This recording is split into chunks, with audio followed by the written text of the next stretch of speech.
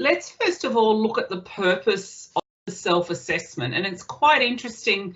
This is the one area that I really focus in on, because if we don't have a purpose, it's for ourselves in writing the self-assessment. If we're writing it just for the purpose of meeting the Commission's requirements, often then the self-assessment can become a very task-orientated process. Now, I'm sure every one of you around the room has had the joy of writing a self-assessment. Would I be right there? Yes. Yep. And tell me, every time you write it, do you say that this is going to be the last one that you ever do? Absolutely. Absolutely, yes. I think we're all on that same. They are a big investment of time, but they also are a huge investment of collaboration across the organisation. And sometimes we have less than willing participants that want to give us what we need for it. So that can make it a real struggle. So one of the things that I know in the number of self-assessment documents that I've written over time, but particularly this year, is I always start by saying, what do you want from the self-assessment document as an organisation? Because if you're writing it purely for a third party, then it's not going to give you what you want for the investment of time that you're putting in. So let's first of all have a look at what the Commission says the purpose of the self-assessment. And this is really from their perspective and what their needs are. So this just comes out from the guidance around writing self-assessments. They say it's to inform the assessment team about the service. It's a source of evidence for quality assessment, and it's also gives them a picture of how well the provider understands and manages their own risk in relation to the service. And I find that fascinating, that last statement, because it's not about how well they manage the operational systems in their service. It's actually about the word risk, which brings a whole different slant on this. Now, most people I talk to in regards to going through an accreditation reassessment will actually say that sometimes at the end of it, they're quite disappointed because the Commission has really not spent a lot of time making reference or referring to what they have written in their self-assessment. And sometimes the feedback I get from people is that I've had to repeat things that I had in there, and if they only read that, we could have been 2 or 3 steps further ahead. Would that be some of your experiences as well? Yes, definitely.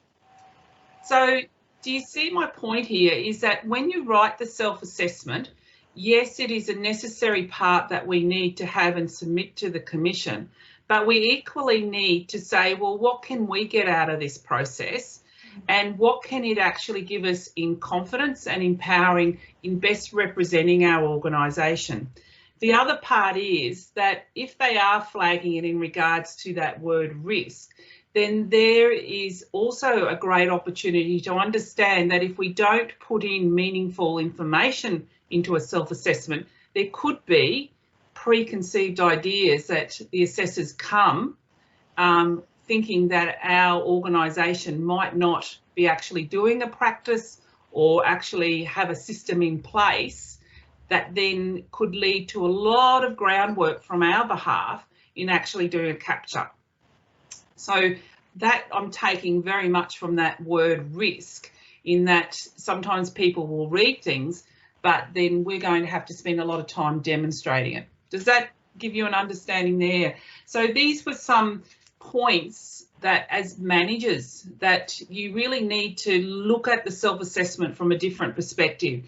First of all, to understand how current systems are working, how you deliver care and services. So we spend a lot of time auditing. Sometimes we'll pay a lot of money for external consultants to come in and do a gap analysis. But if you did your self-assessment correctly, or even chose to break it down into bite-sized pieces, you can equally have a really good understanding of how it works. And I'll give you some systems and some tips in a moment on how you can do that. It's also about reporting and evaluating outcomes. A lot of self-assessments will list tasks that people do, but not necessarily provide supporting evidence. And this is a really strong strategic move when it comes to when you are going through an unannounced or announced visit, mainly reaccreditation visit, because most of them are unannounced now, that this tool could support you or your team in what information to share with the assessor, and so that it systematically can be represented. All of us need good notes. You know, even when I'm putting the session together for you today, I've still got my notes in front of me to make sure that I do cover what we need to, but equally to make sure that I give you other key resources and those links that are here as well. It's also about a common communication point, particularly with your board, so from a governance versus operational. And this is where then that cultural focus that can come in. And of course, it's about identifying, particularly as you take a deep dive into understanding the standards, perhaps that you're not doing every day in regards to areas you want to improve.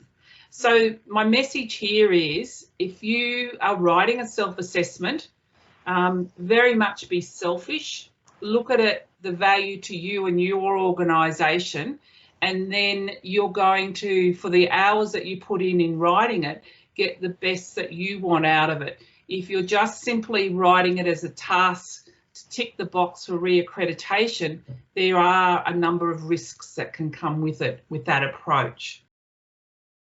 Let's look at some tips and tricks, and then I want to show you practically how these apply. And I think this will really support you in looking at how you can be efficient from particularly a time perspective in writing of your self-assessments, but also getting out of it what you want. So first of all, it's really important that you understand the standard that you're writing about and the linked requirements. A lot of self-assessments that I've looked at over the last 12 months, people have sometimes referred to, when they get to a number of the standards, particularly standard 3 and 4, where they're fairly lengthy in the number of requirements, referred to this earlier requirement because it has all my evidence.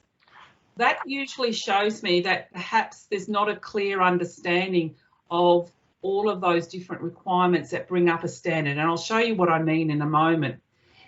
Use the reflective questions, particularly those that are in the guidance document, so that really big, thick publication, because they're likely to be the questions that equally the Commission will ask, but it will give you the strategic points or understanding about a requirement, and we'll look at that in a moment.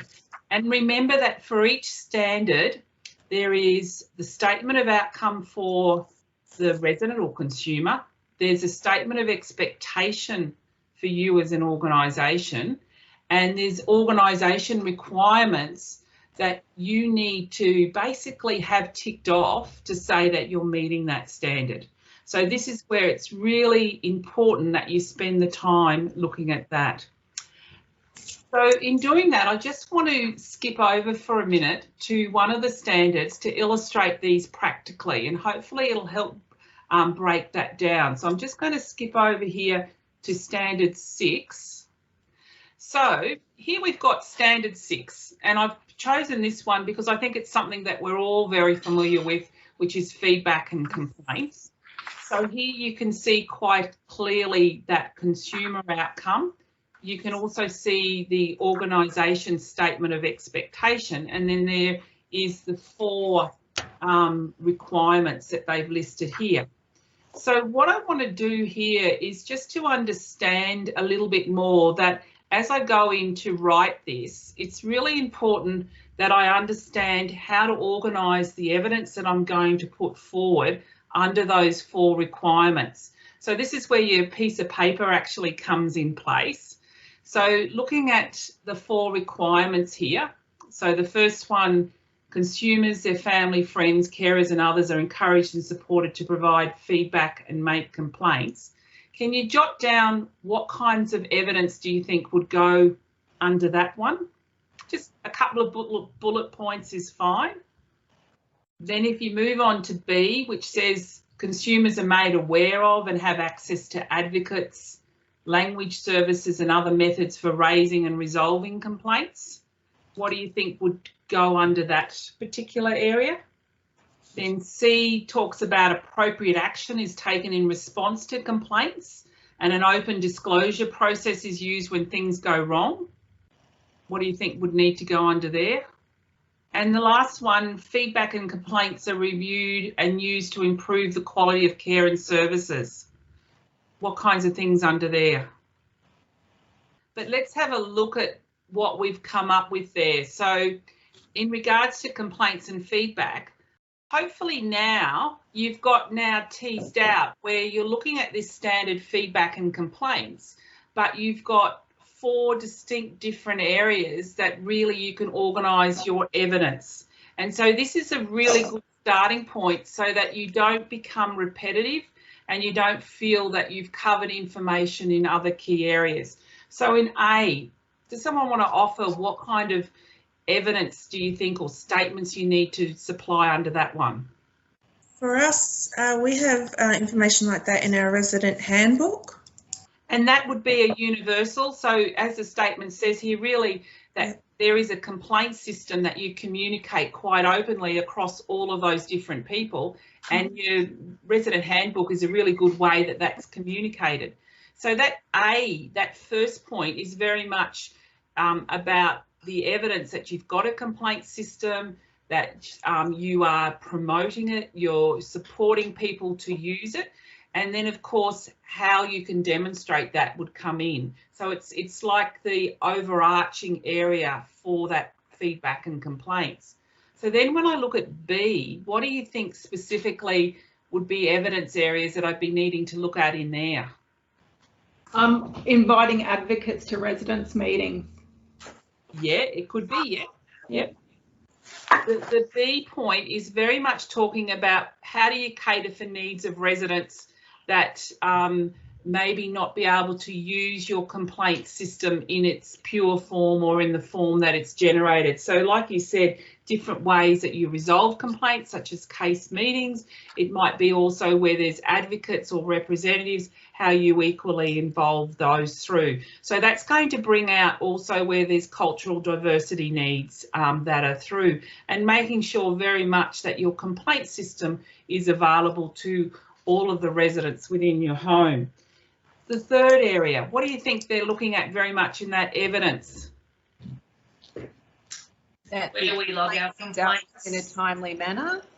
Yeah, so your resolution process, as you said, yeah, and what kind of time frames?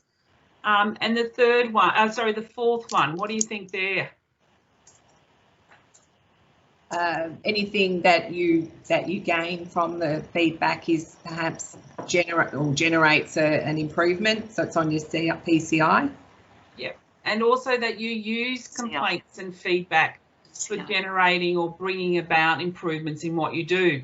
Now, can I say what I find really useful when you look at a standard and you divide it down like that into those 4 clear areas of information, it will really help to steer you to specifically to what kind of evidence that you want to put under each of them in those areas. And if you did that for the different standards, it means that very much you know where evidence lies for one requirement, but it's not something that you would repeat again in another one. And this is a really quick way that you can make sure that you do have the relevant evidence. So then the next question to this, and if I can just come back to the slides for a moment, and hopefully that's been a smooth transition. The next lot of tips or tricks that I want to is how do we actually then go writing this evidence so that it's really clear. Now, these tips are actually available to you on your ComplyCare site under that continuous improvement tool, where we've listed out some of these clear steps, but I'll show you that in a moment. So, for example, it's really important as you lay out your information that you have a systematic way that you lay it out in your self-assessment so that you cover everything that you do. So if I'm looking at that I have a complaint system and I have it available, one of the key evidence is that you have a policy and procedure that talks about your complaints system. Then another key area would always be, well, how do staff know how to follow that, and are they receiving training? And then, of course, it's the evidence to back that up as well. So having a systematic way that you actually document is really important in what you do. And this is where this PILA comes into place. So this is that quality methodology that we have overriding the Comply Care system. And of course, the three main systems that make up the platform are actually underpinned by. So if you go back to the complaints and feedback standard that we're at, let me just show you how that would apply. So do you remember that first statement said that you encourage consumers, their families, their friends and carers and all others to make feedback and complaints? Mm-hmm. So if you actually, under that requirement on your self-assessment, put the letters P, L, A, R, and you might like to do that on the piece of paper you've got in front of you, you now are going to start to provide evidence that is reflective of your system, but also that you can actually demonstrate to the assessors. So policies, if you look at the Comply Care system, or perhaps even for those of you that are making the transition still, it's really important to say we have these policies in place, which would be your complaints and feedback module, and you could list the policies. If you then go to the letter L, think about, well, how does staff know what to do? What do you provide them as training? Do you provide some training about complaints and feedback when they first start, so orientation? Do you provide updates in regards to through mandatory education? And what are the outcomes from that, which would be your training system? And then it's looking at, okay, do you have a complaints form? Do you have a complaints register? What does it tell you? What would be some examples that you would actually have as feedback from that? So you can then, you know, remove the P, the L, the A and the R, but what you've got here is a framework of where you've covered to show you've got a foundational system. It then builds on to the evidence that is there. So when you're looking at the feedback and complaints, and I'm going to show you that in a moment in a practical sense, is I'll talk about my policies and procedures. Maybe there's distinct processes in those policies and procedures for where the consumer is made aware of different advocacy services, particularly where there's cultural diversity. Maybe there's distinct timeframes in which we respond to complaints. They're all linked to our policy. And so then I can go through and I can add in those further statements, because these are all evidence about how we operationally run within the home. Is that making sense for you? Yeah. And I tell you what, when I involve other staff groups to help me write a self-assessment in a home, and I say to them, let's structure it through, first of all, putting that PLAR, it is amazing what they'll put in, because they've got a structure rather than this blank page facing them. But it also means, and for those of you that collate a self-assessment, you probably realise what I'm saying here, is you get the gold you want rather than a lot of subjective statements. And that's the really point in difference, because then once I've got that information down, then I can start going, well, where would you evidence this for me? So, for example, if you say at orientation you train staff about your complaints and feedback, where would I find that evidence? And that would be those linking statements that you can then add to this, so that if then as an organisation there was an area for improvement, or there was equally when you're having a conversation with a third party, such as a commission assessor, people know where to find the evidence to support the claims that they're making and the way that things work in your home. Does that make sense? Yes. Well, we have a little bit of a dive now to look at this practically in the ComplyCare system.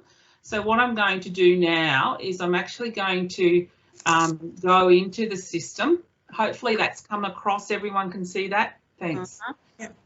So where you will find the information about self-assessment is actually under the module Continuous Improvement Tool. And in there, you've got the exec summary, and the first one down on that exec summary is the area called the self-assessment and plan for continuous improvement. And this is really important because in here, any of the continuous improvement tools that are used across the system and that you're using as your evidence, this is the supporting guidance, so the procedure that very much underpins what the reason or the rationale that you're doing this. So in here you can see where it talks about the responsibility, your purpose for your self-assessment as an organisation. It also talks about the resources, and those tips that I was talking about earlier are listed there that you can work through, and you can always go back as a point of reference that's there. It also has a number of references and resource tools, and we're going to use some of these now to help you in the writing of a self-assessment. And we're going to keep on that theme of complaints and feedback because we've got it fresh in our minds. So in under the next tab, there's a number of guides and tools, one for each standard, and that basically gives you that framework of what you need to include using that PLAR. But we've taken anything from the ComplyCare system that you can actually include as your content. So hopefully it'll make your job a little bit easier as well. We've also got the links to the different templates, including the self-assessment template and also the PCI template that you can automatically go to from here. So let me show you how the guides work. But I also just want to shoot up for a moment under the Welcome to ComplyCare area. And if you go into that editing tab under Continuous Improvement Tools that are through, you'll find that again, you'll have a range of audit tools that can also support you in writing your self-assessment. A lot of organisations have said to me, okay, when I come to write my self-assessment, I've got a range of audits, but I don't necessarily have one distinctly for this standard that I could put in as direct evidence of what we're doing. Or maybe from a gap analysis perspective, you'd like to audit across a particular standard and report back to the management team or the board. So for each of the standards, standard 3, we're just fine tuning at the moment, but you can see here there's an overarching standard that you can use purely for your evidence for your self-assessment, or if you want to do a snapshot of what's happening in your organisation. So all of those tools are there for you, and we're going to apply those now as we look at the self-assessment and writing for it. So I'm just going to come over for a moment to the Word tool that the Commission puts out. So you've got here a Word-based, or you can use an Excel spreadsheet. You might have already had an experience in writing it. So what we're talking about here is where you've got that outcome and that statement. You make a rating, and of course these ratings are different from what the Commission would rate you, and there's that grid that explains exceeding, meeting and developing and what criteria there are. So then there's 3 areas that they actually ask us to document under. So examples of actions and evidence, and we're going to look at how the guide would help with that. The areas for improvement and your target action date, and then other information. Now, in writing of these, it's really important that you do have that flow of information, which we've talked about. In the areas for improvement and planned actions and target date, you need to write this and make sure that your PCI reflects everything that you put in there as improvement. Because if the two don't talk to one another and you've treated this almost like what you would like to do, then there's going to be issues in regards to a separate list of improvements, but you're not doing anything about it. So when you write the area for improvement, it's important that you state it as the problem. So when you're writing it, if you can have it in preparation to directly go into your self-assessment, into your PCI, then it's going to be really assistive. And of course, the source of that information, as it asks you in the PCI, would be from your self-assessment analysis. In the other information, and this will also be very relevant as you write your self-assessment and assurance, use this to list where you would find supporting evidence. So, for example, if you talk about audits or reports that you've done, you don't want to write war and peace under that requirement. But what you can do here is, refer to our training program or refer to our audit tool, which you'll find under Comply Care Assurance. And that gives really good prompts to whoever is the staff member that's talking to an assessor or a third party in regards to what are the evidence, what have they achieved under this particular requirement, because then I can also have and bring with me or show this is where you'll see that, rather than trying to build out all of the lengthy audit findings and perhaps percentages that you want to include. And this is where sometimes I've seen really, as I say, like volumes of war and peace, but it's really not any advantage when it's all sitting there within your system as well. So I'll show you how that works in a moment too. Is there any questions there at all?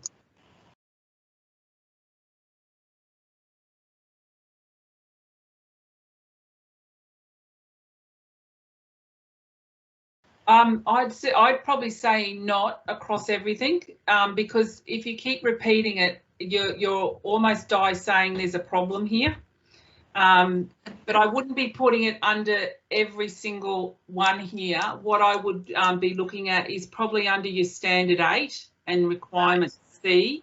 Okay.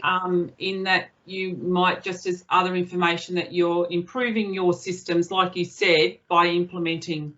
But the aspect is, it's where things are repetitively said that often will draw a focus to them that mightn't be, from your perspective, a level of risk. So you're far better just to say it once and where it lives most appropriately. Yeah. All right, so let's now travel across and look at putting this together in the Comply Care system. So what I've done here is, I'll just stop sharing my screen for a moment while I'll just get a couple of things up.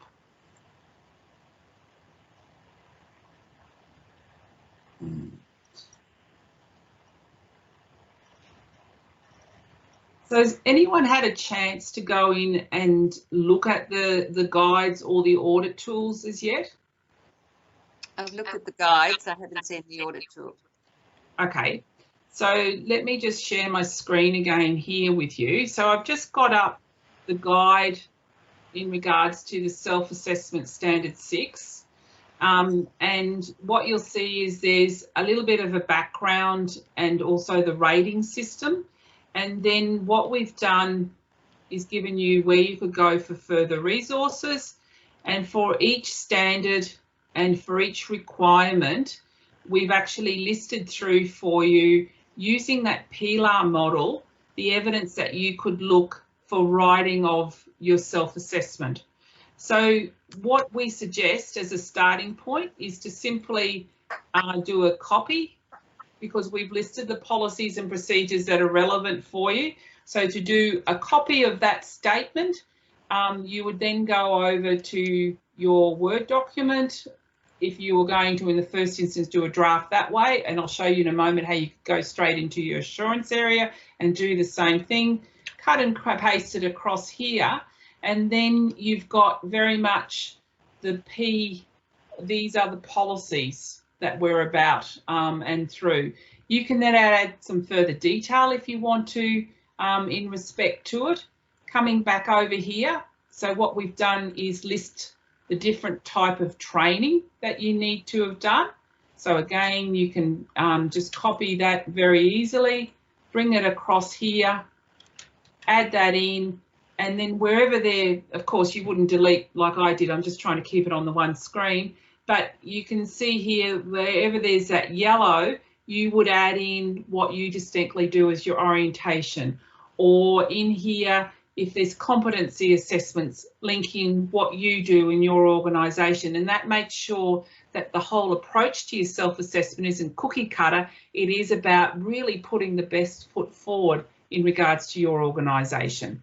And then you can do the same with the A and the R components that are here. So we've talked about the audits available in the system, the following reports and who they go to, so that you're showing very much your operational reporting as well as your governance reporting. And then down here, we've just given some prompts around, maybe include some consumer data as to show how that evidence is actually supported, or maybe strategies that you actually do, or areas that you've improved. So very quickly, you will actually get the framework of what you want up and going. So let me show you what that looks like in assurance. So we just looked at it in that Word document if you'd like to use it as a draft, but in assurance under self-assessment, so you just simply would go in under register, and there'll be a little area called self-assessment there. You click on that and that will open up your self-assessment tool, and it resembles exactly the same as what we were just looking at in the Word. To edit it, just go into this little pencil here, and that'll allow you to edit the whole document. Or if you want to edit just one particular area, you can choose to just click on where it says that More button. But I find it's easier to open it up as a total document. So I'm just going to open that up. And while it's loading, what we're going to do is we're going to look at standard 6 in using those guides. So you can see here now where I can do the different editing that I might like to do. And through every standard has got its own area, but because I want to go to standard 6, if you just push on this arrow on the side, you can fold up the self-assessment to where you want to make that starting point. So we're going to make the starting point at standard 6, which is just here. Is everyone with me so far? Mm-hmm. Okay. Can you see here that you can rate in accordance with those rating systems? So then we come to standard 6. So what I've done is I've actually already gone in and I've taken from the guide and just cut and pasted over what we've suggested, as the name suggests, as a guide to what you could take as the areas from the Comply Care system, but then also I know where it's highlighted and I should put further information in. So that means that when I come to write in this, it's just like a Word document. You've got the ability to bold, italicize, underline. You can make your font different, all of those things. The only thing that I will say is that if you are cutting and pasting it from a Word document, if you paste it as plain text, it just means that it will very much pick up your dots and your bullet points, all right? And that's just, you know, when you do your paste, you'll see there it says plain text. So that's just a little handy hint there. So in here, you would then write in any of the extra detail. You might want to put some further detail about practices in your home that you can add in here, and that will give you the foundations of that self-assessment and what you need to include. As you're doing and going through this, you might identify an area that you want to improve, you can see it's set up exactly the same way, and you would just put in there the action, remembering to state it as this is the problem that was identified. So doing it as in something to solve that you want through. Your target date is simply off a calendar. So you would put whatever you would choose. And then if you did want to put in extra information, you would use this little box on the side here that you saw. So all of those are there ready for you to go. So that's just giving you an example of how you can take the guide. You can put it in here to give you that foundation. And in a moment, I'll show you how you can link those areas for improvement into your PCI. But before we do that, if we just come down to one other, I want to show you one that is a completed example. So this is for requirement B. So what we've done is we've gone through, if I just click onto here, you can see that we've added in some further information that's distinct about the requirement, but how we go about it in our pretend organisation that I've done here as an example for you. You can see here that it's also listed through other areas, in this case of support, and then this is what we do to monitor and through. In this particular case, because they were using also some different audit systems, such as in this case moving on audits, you can see where we've listed that information in that side area. So it's available that you've always got it conveniently placed. So if you're wanting to update your self-assessment, and can I say for a lot of organisations, this is a strategic part at the moment, because of course you submit it, if you're going through reaccreditation, it could be 6 or 8 months later. So you need a way to keep it up to date, because when they do arrive to do your reaccreditation, it would be really valuable, particularly where you've moved on and done so many improvements, that you could, demonstrate or show that to them. So one of the beauties by having it in here, it means that people can work on it and update it, and you can have, different people adding in their information, but you can also track the history of it. So while mine's in the sandbox, it won't track the history, and that's why we encourage you to do it in your live site. And that way you can actually show them in another way where you've progressed, particularly over a period of time. But you can also, as quality managers and managers, see who else is added into that document. You've always got that history. To print it off, it's a very easy process.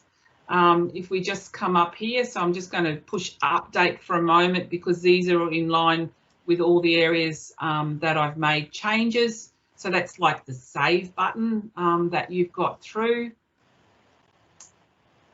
And then what you would do is, in respect to printing it off, is just through these little icons, 3 little dots.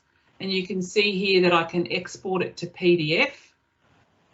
You can, if you want to, actually configure an export to PDF, which means that you might like to just change your table a little bit around.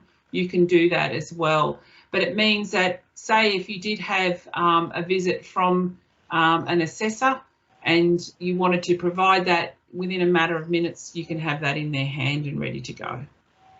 So this means that no longer does one person's laptop or computer desktop have it on there. I've got to find the code and the password and have the right permission. It means that whoever has the right permission and access can be adding to this document, so you've always got a living document present for you. And yourself now becomes something valuable for you as an organisation, not something that outlies and is purely just for reaccreditation purposes. The last thing I wanted to just show you, and this is where it will also support you in the work that you're doing with your self-assessment, is when you identify that action, like you were flagging Di, you can actually upload the action also directly into your PCI plan from here. And this is where it saves you a lot of time.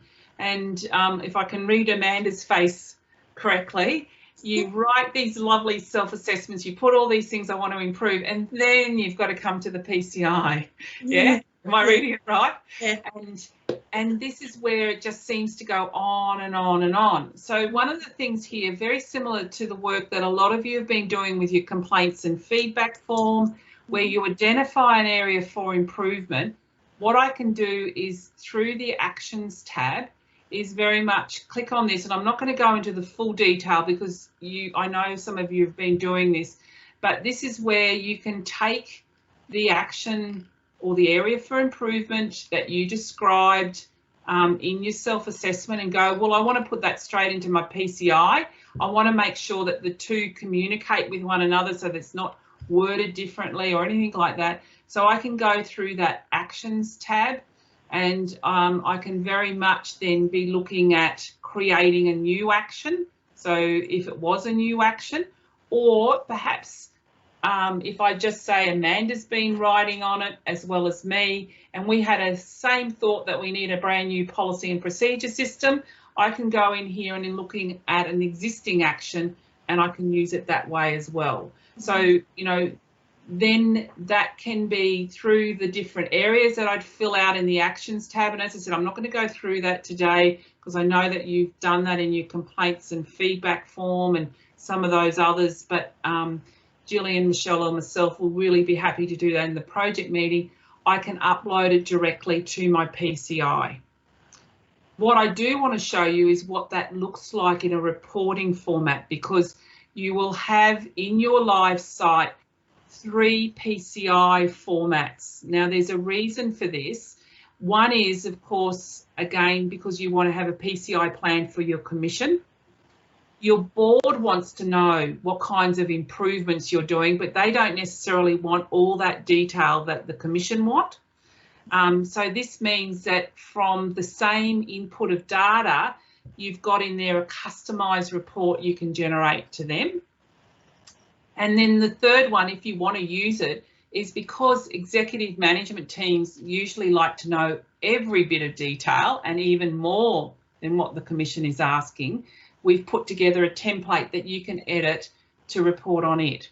So it means the same data is being used, but you very much at your fingertips can generate those reports off that you want. So this is found under this Reports tab. So if we just go into it, now I've got a lot more reports listed here because mine's a demo site, all right, and there's all kinds of things that we demonstrate, but you'll see where you'll have a plan for continuous improvement for the board. So it means it's come out of that standard commission template, but we've given you some ideas of how you could break it down to what they'd like. Management, and then of course you've got your plan for continuous improvement, which would be that direct commission copy of it. So I just want to go into the one that's here for the commission and just show you what it would look like. It's dummy data, so just bear with me in respect to that. So you can see here it's the plan for continuous improvement, and of course this is a very well-known aged care home, 1, 2, 3, 4, 5, 6. You can see here that we've got standard 1 and we've got requirement A. Here you've got, as the commission's one has the date, well, this will always be data and time stamped because it's about when you actually put it in there, and that's fine. The issue identified, and of course you'd include there where you got that information from.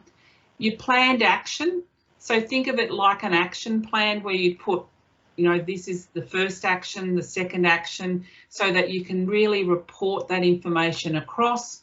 Who's responsible, and Hector's going to do a lot of things in this home. Due date, the status, which tells you where it's up to. Is it, you know, tracking to the date that you had? If we had to change the date, that's an additional field we've added in here, but you can remove it always in your report if you wanted to. Here's your evidence, and of course that would support your comments or outcome that you would have. So again, it means that you have a tool that you can easily show to the assessors, but you can also demonstrate those areas. And the self-assessment is just one area of which you can upload those different improvements from. So that will also really complete that process. So when you're starting to talk about continuous improvement, you can see here by using that quality model of the PLAR, we were able to show where it was in our policies, what kind of learning, and of course your comply learn will help to support this as well, and then those assurance and that reporting that's through as well.